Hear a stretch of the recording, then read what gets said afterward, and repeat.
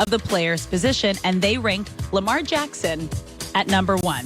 Do you agree with this list? I'd probably put Josh Allen and Justin. I think Justin Herbert at 6 is low. I think Chase Young at 7 is low. McCaffrey?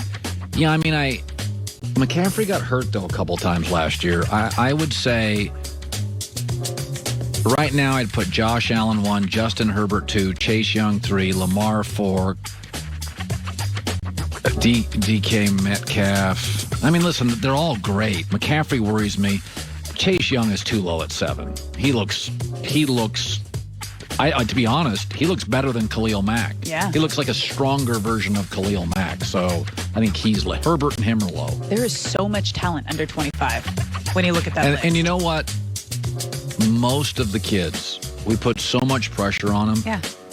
There's no bad kids. Like the quarterbacks in this sport now, we heap money on them, fame on them. Young. And they're just good kids. NFL's lucky. They don't have, the quarterback, like Baker, I've given crap to, and I think he's lacked maturity.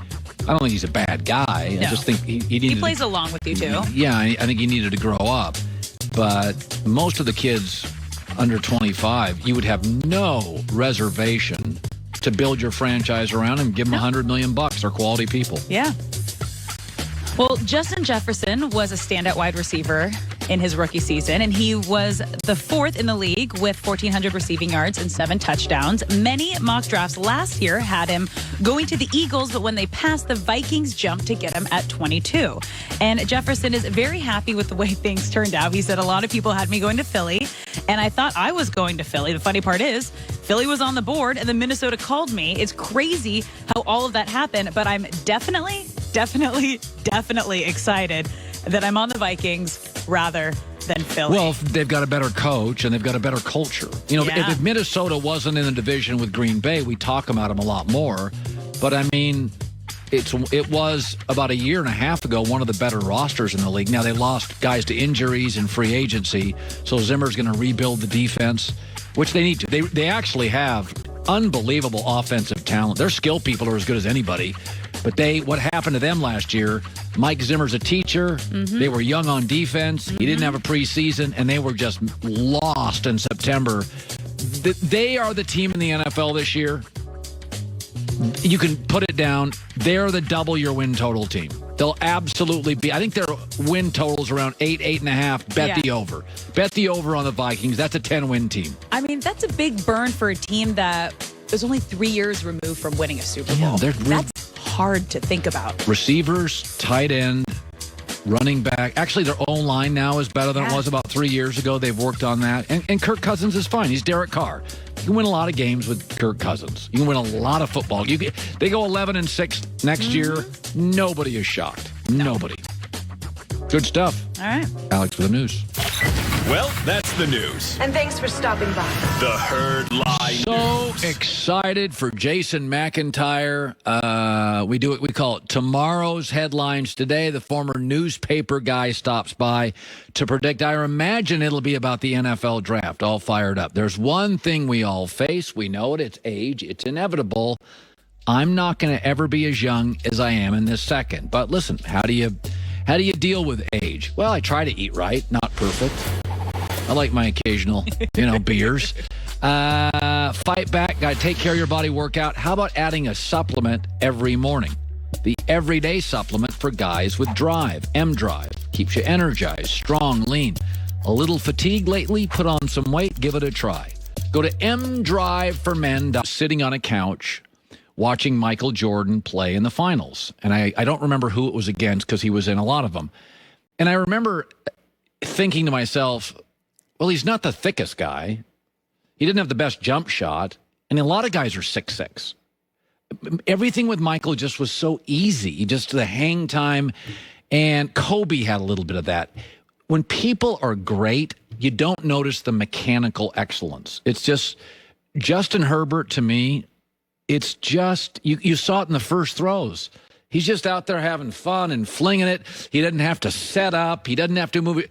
Just the ball comes out, and he is what I would call just an easy thrower. And Trevor Lawrence, and just, when you're gifted, like we called him the natural, it's just it's just some people in industries were born to sing, born to dance, and born to throw a football. It's the reality of it.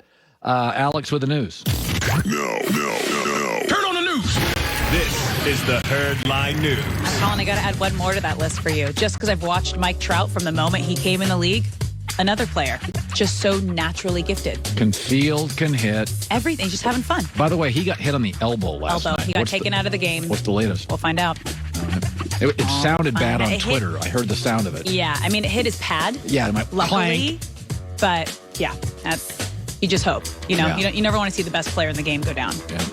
All right. Well, the Browns had some turnover on defense, losing 5 starters this offseason, but they filled some of those holes in free agency, most notably with the addition of Jadeveon Clowney. And Myles Garrett is very excited about how Cleveland's defense will look next season. He said, "I think we can do a lot. I don't know what we're doing in the draft, but with the pieces we have now, I think will be very scary. So I'm looking forward to it." The secondary will be significantly better, and that was kind of the linebacking core and the secondary were weak. Yeah. I mean, Cleveland, they were really bad on the back end. And the downside of that, of course, is when you look at the AFC with Mahomes and Josh Allen, is you can outplay a team. I mean, they got beat up by Derek Carr. They were a bad team on the back end. That's like having a bad bullpen in baseball. You can outplay a team and leak runs late.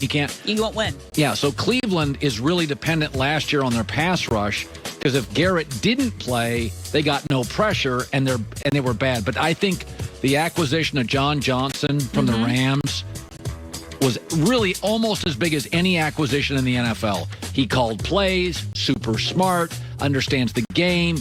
They're pretty young back there. He's like a grown-up. Like that, to me, they have solved their safety issues. It's a big prove-it year for Cleveland. I mean, I think they shocked everyone when they won their first playoff game in 26 years last year, but now they're familiar. You know, it's second year. It's Baker's 5th-year option got picked up. I mean, a lot of them are playing for contracts. So prove-it year for Cleveland. Well, moving on, the NFL is full of young talent, but who is the best of the best?